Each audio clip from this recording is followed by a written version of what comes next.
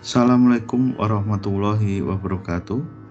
Berjumpa kembali dalam video mata pelajaran sejarah kelas 10 semester 2. Pada video kali ini kita akan membahas mengenai pembagian zaman pada masa purba. Pembagian zaman masa purba digolongkan menjadi 3 berdasarkan proses pembentukan bumi, berdasarkan model teknologi, berdasarkan model sosial ekonomi. Mari kita bahas pembagian zaman masa purba yang pertama, yaitu berdasarkan proses pembentukan bumi. Zaman purba terbentuk secara beriringan dengan proses pembentukan permukaan bumi. Setiap proses pembentukan permukaan bumi mempengaruhi kehidupan makhluk hidup yang ada di atasnya. Berdasarkan hal tersebut, proses pembentukan permukaan bumi digolongkan ke dalam beberapa periode.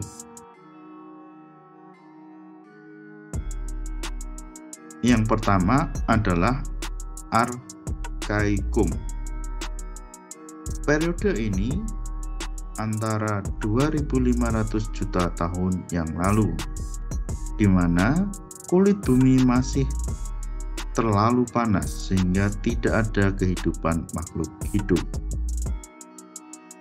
Periode yang kedua adalah Paleozoikum, antara 340 juta tahun yang lalu. Pada masa ini sudah mulai muncul tanda-tanda kehidupan seperti flora dan fauna. Periode yang ketiga adalah Mesozoikum, sekitar 140 juta tahun yang lalu. Pada masa ini mulai muncul hewan mamalia, burung, amfibi, dan tanaman bunga. Dan yang terakhir adalah Neozoikum, antara 60 juta tahun. Pada masa ini, zaman es sudah mencair, sudah mulai nampak mamalia, primata, dan manusia juga mulai muncul. Berdasarkan proses pembentukan bumi, pada masa Arzoikum memiliki ciri-ciri sebagai berikut. Belum ada tanda-tanda kehidupan. Bumi masih bersifat planet bola gas bersama dengan suhu yang sangat panas. Terjadi pada kurang lebih 2.500 juta tahun yang lalu. Suhu bumi benar-benar sangat tinggi dan panas. Rotasi bumi berjalan sangat cepat. Periode ini disebut sebagai periode pembentukan lempeng dan susunan bumi. Disebut juga zaman tertua di bumi. Pada masa ini mulai terbentuk gunung-gunung api. Pada masa ini merupakan proses dari pembentukan kerak bumi. Yang kedua adalah masa Paleozoikum. Ciri-ciri pada masa ini terbentuknya Pangea atau induk benua. Terjadi pada 340 juta tahun yang lalu. Pada masa ini juga mulai adanya tanda-tanda kehidupan seperti mikroorganisme, jenis ikan, hewan kecil tanpa tulang belakang, dan jenis gangga maupun rerumputan. Kemunculan hewan vertebrata pertama. Hewan yang paling mendominasi adalah Arthropoda seperti Trilobita. Iklim pada masa ini masih belum stabil karena adanya aktivitas tektonik yang sangat tinggi disebabkan pergeseran lempeng benua. Sedangkan kondisi iklim mengalami curah hujan yang sangat tinggi. Yang ketiga adalah masa Mesozoikum. Ciri-ciri masa ini adalah yang pertama, aktivitas vulkanik dan tektonik masih meningkat. Iklim bumi sudah mulai hangat dan stabil. Lamanya waktu pada masa Mesozoikum ini berlangsung sekitar 150 hingga 65 juta tahun yang lalu. Setelah itu, benua mulai mengalami pergeseran disebabkan oleh banyaknya bencana alam yang terjadi. Lempengan bumi mengalami perubahan dan juga mulai terdapat hewan ukuran besar dan mamalia mulai hidup pada masa zaman ini. Zaman yang keempat adalah masa Neozoikum. Pada masa ini memiliki ciri-ciri sebagai berikut. Terjadi kempunan terhadap reptil besar akibat jatuhnya meteor. Masa ini dimulai pada 65 juta tahun yang lalu. Juga terjadi migrasi hewan untuk menyesuaikan dengan kondisi iklim. Pada masa ini juga mulai manusia modern, yakni Homo sapiens, ditemukan. Selanjutnya, keadaan alam masih liar dan labil akibat aktivitas tektonik dan vulkanik. Pada masa ini terbagi menjadi dua masa, yaitu Pleistosen dan Holosen. Pada masa ini juga terjadi yang namanya zaman es pada masa Pleistosen.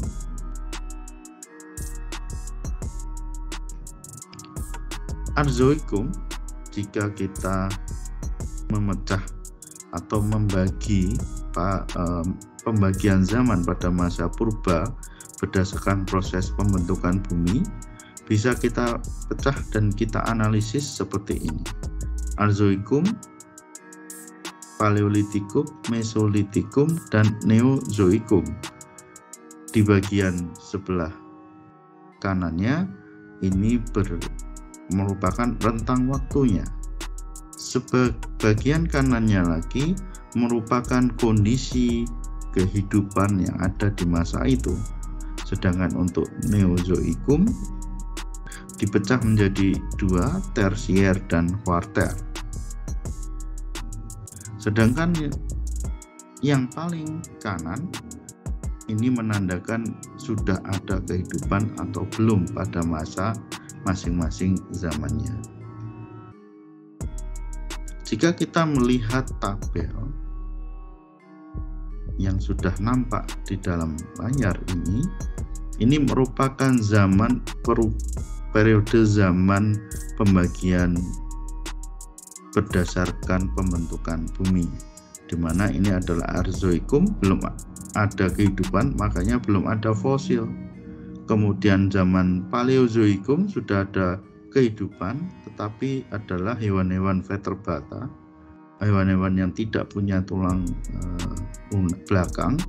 Kemudian masa Mesozoikum ini ditinggali oleh hewan-hewan yang besar, reptil besar, tubuhan besar. Nah, ini mulai ditemukan fosil-fosil dinosaurus dan lain-lain itu di masa Mesozoikum. Sedangkan pada masa Neozoikum ini hewannya sudah mulai mengecil, juga sudah ditemukan di paling Holosen dan Pleistosen ini sudah ditemukan juga manusia, tetapi di zaman sebelumnya ini masih belum, tetapi 10.000, 1 juta ini sudah mulai ditemukan manusia purba.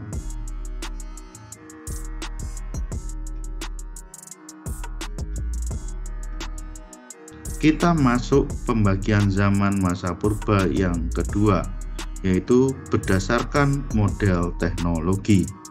Berdasarkan model teknologi itu adalah membagi zaman purba berdasarkan benda yang dibuat oleh manusia purba. Benda yang dibuat oleh manusia purba pada waktu itu ada dua jenis, yaitu batu dan logam.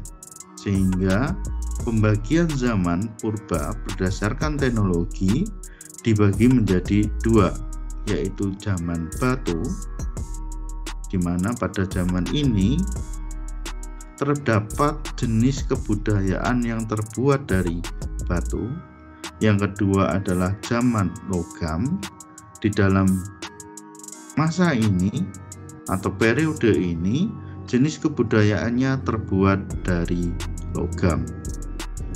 Kita bahas berdasarkan model teknologi dari zaman batu.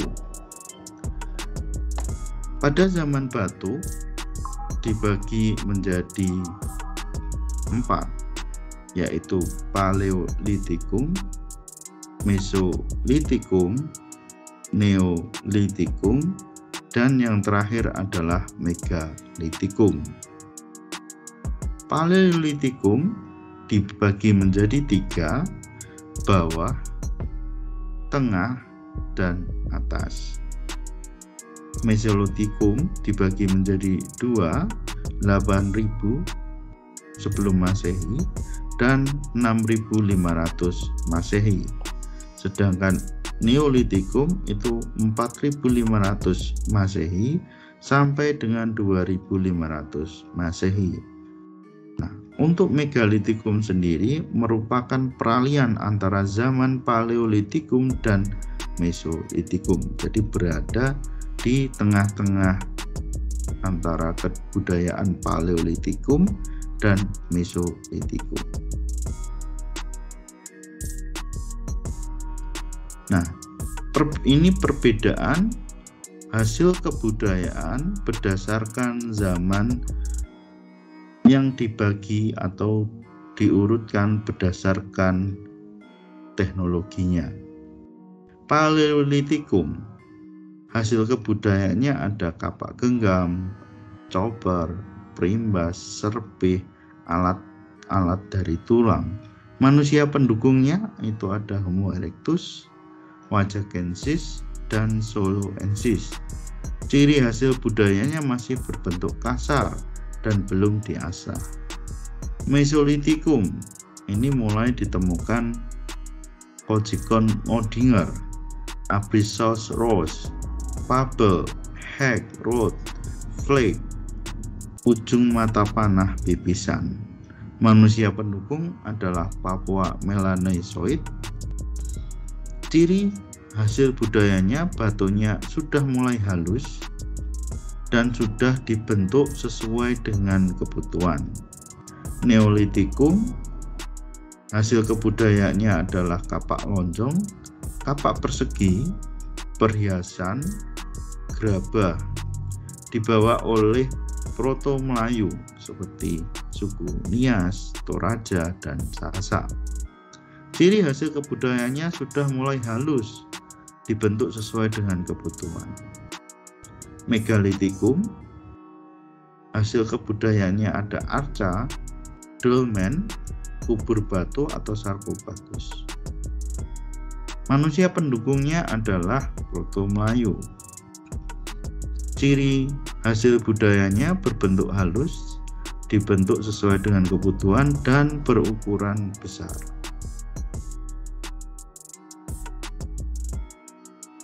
Berdasarkan model teknologi, pembagian zaman logam dibagi menjadi 3, yaitu zaman tembaga, zaman perunggu, dan zaman besi. Untuk zaman perunggu dibagi menjadi 3, zaman perunggu tua, zaman perunggu tengah, dan zaman perunggu muda. Zaman perunggu logam dikatakan zaman perunggu logam karena jenis kebudayaan terbuat dari logam. Bangsa pembawa kebudayaan ini adalah Detro Melayu. Peralatan atau hasil kebudayaan yang dibuat pada masa ini antara lain kapak corong, nikara, dan bejana perunggu. Pada zaman tembaga berarti pada masa ini model teknologinya lebih menggunakan bahan baku tembaga sebagai pembuat alat-alatnya. Sedangkan zaman perunggu Penggunaan perunggu digunakan sebagai bahan untuk membuat alat-alatnya dan mulai mengenal yang namanya pencampuran tembaga dan timah. Sedangkan zaman besi ini sudah mengenal yang namanya melebur besi dari bijinya dan dituangkan menjadi alat-alat yang diperlukan. Pada masa ini teknik peleburannya sudah lebih maju atau lebih tinggi. Pembagian zaman masa purba yang terakhir adalah berdasarkan model sosial ekonomi. Pada masa purbakala, kehidupan manusia berkembang dari waktu ke waktu. Dalam proses perkembangannya memiliki ciri khas masing-masing yang dapat digolongkan dalam beberapa periode. Tujuannya untuk mempermudah mengetahui perkembangan setiap masa. Berdasarkan model sosial ekonomi, masa yang pertama yaitu zaman berburu dan mengumpulkan makanan. Masa yang kedua, zaman pertanian atau bercocok tanam. Zaman yang ketiga adalah zaman perundagian atau kemampuan teknik. Mari kita bahas zaman yang pertama, yaitu zaman berburu dan mengumpulkan makanan. Pada masa ini, corak hidup manusia purba masih bersifat nomaden atau berpindah-pindah. Mereka kebanyakan tinggal di gua-gua karang sekitar pantai. Terdapat pembagian kerja sama antara laki-laki dan perempuan. Yang laki-laki berburu, sedangkan yang perempuan mengasuh anak dan mengumpulkan makanan. Alat-alat yang digunakan masih sangat sederhana, belum diasah seperti kapak genggam atau kapak perimbas. Hidup mereka masih menggantungkan pada alam dengan cara mengumpulkan makanan atau food gathering. Zaman yang kedua adalah zaman pertanian atau bercocok tanam. Pada masa ini, manusia purba sudah tinggal menetap atau sadenter dengan membuat rumah panggung dan mulai menjinakkan hewan-hewan liar. Dalam suatu kelompok manusia purba pada masa ini sudah dipimpin oleh kepala suku, yang mana cara pemilihannya berdasarkan sistem primus inter pares. Selain itu, pada masa ini juga mulai menghasilkan makanan atau food producing dengan menggunakan sistem ladang yang berpindah-pindah. Sudah mengenal sistem barter, kemudian peninggalan pada masa bercocok tanam ini antara lain kapak persegi, kapak lonjong, mata panah, dan gerabah. Pada masa ini juga sudah mengenal kepercayaan dalam bentuk animisme dan dinamisme. Zaman yang ketiga adalah zaman perundagian atau kemampuan teknik. Pada masa ini, populasi, pertumbuhan, dan pengelolaan pertanian hewan ternak mengalami peningkatan. Sudah mengetahui fenomena dan musim secara alami. Ada orang yang berasal dari kelompok arsitek, kelompok yang senang mengatur logam. Dari perspektif sosial, kehidupan dalam masyarakat pada masa ini lebih terorganisasi. Dengan menerapkan sebuah sistem pertanian, mereka mulai belajar cara membagi waktu dan membagi sumber daya alam. Serta pada masa ini juga sudah mengenal yang namanya pembagian kerja menjadi semakin kompleks, karena perempuan tidak hanya bekerja di rumah tetapi juga pergi ke pasar. Demikian video pembelajaran kali ini. Apabila ada kekurangan, saya mohon maaf. Assalamualaikum warahmatullahi wabarakatuh.